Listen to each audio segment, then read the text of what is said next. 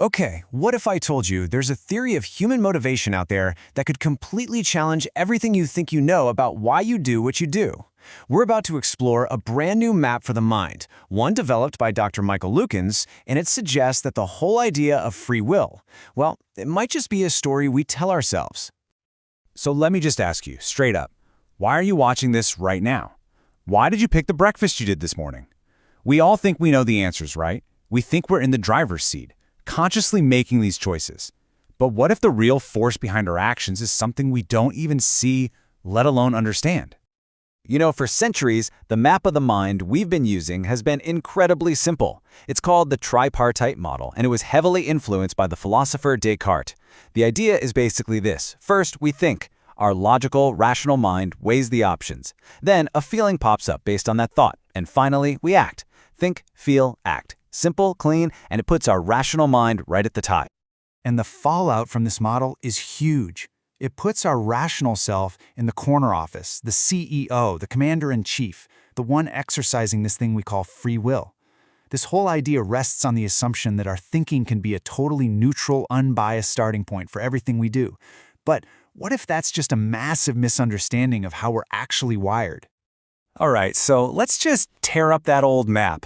To build a new one, we can't start with just philosophy. We have to go deeper to the fundamental laws of our own being, laws that come from biology and, believe it or not, physics. First up, biology. Dr. Lukens calls us structure-determined systems. Now, what that really means is that we are not blank slates. A fly is going to act like a fly. A squirrel is going to act like a squirrel because their actions are literally determined by their biological structure. And guess what? The same goes for us. Our actions are limited and defined by our design. At the end of the day, we can't help but be who we are. And now for the physics part. And folks, this is an absolute game changer. In this theory, meaning isn't just some abstract thought. It has mass. It has gravitas.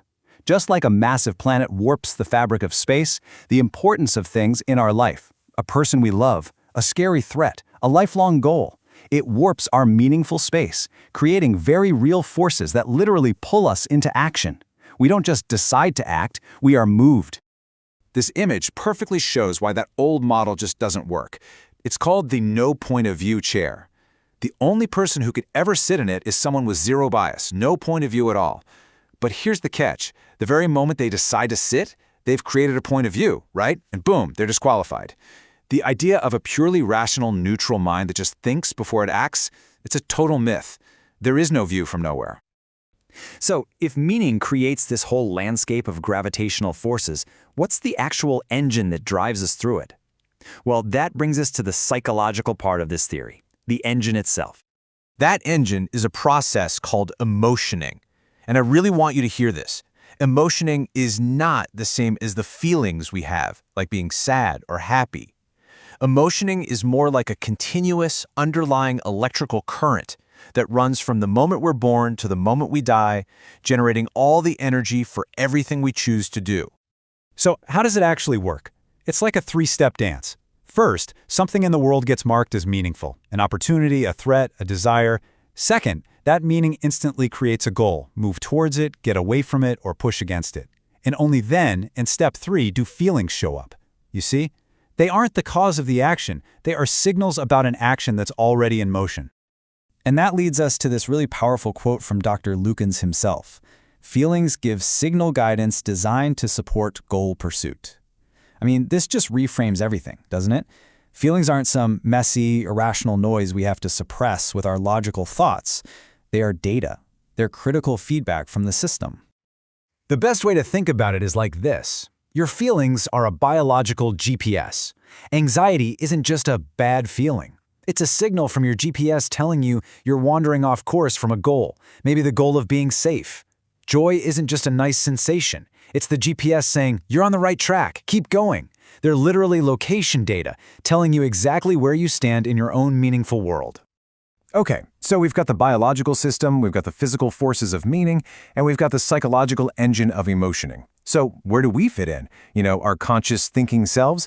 Well, this is where the philosophical part comes in, with the idea of the storytelling observer. This is where the you that you think of as you finally enters the picture.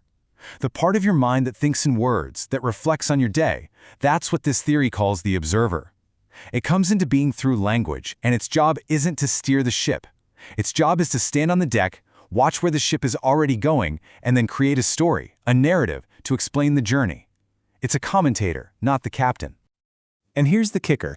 The observer is not always a reliable narrator. As Dr. Lukens so brilliantly puts it, our minds have these internal press secretaries. Their job isn't objective truth. It's to spin a story that makes sense and serves the needs of the system. This is exactly why we're so good at justifying our own actions, even when they make no sense. The story always comes after the action has already been willed into motion.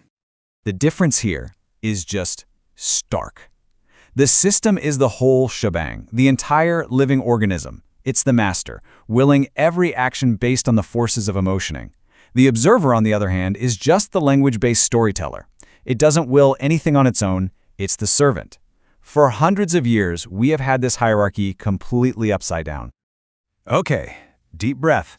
Let's put all the pieces together. Let's look at the complete, unified theory that appears when we see how these four different fields, biology, physics, psychology, and philosophy, are all pointing to the exact same radical conclusion. This new map asks us to trade the myth of free will for the reality of autonomy. Free will is the story our observer tells us. It's the illusion that our conscious I is somehow separate, making choices out of thin air. Autonomy, though, is the biological reality. As a structure-determined system, you cannot help but be you. You are always doing exactly what your system is built to do. So here's how it all clicks together. From biology, we learn we're structure-determined systems. From physics, we see that meaning has real gravitas, creating motivational forces that pull on us. From psychology, we get that emotioning is the name of the process generating these forces. And finally, from philosophy, we understand our conscious observer is just the narrator of the story, not the author. Now, I know what some of you might be thinking. This sounds kind of fatalistic, doesn't it? Like we're all just puppets on a string. But the theory actually suggests the complete opposite. Real freedom isn't found in clinging to an illusion of control. It's found in integration, in understanding the truth of how we work and learning to grow with our nature instead of constantly fighting against it.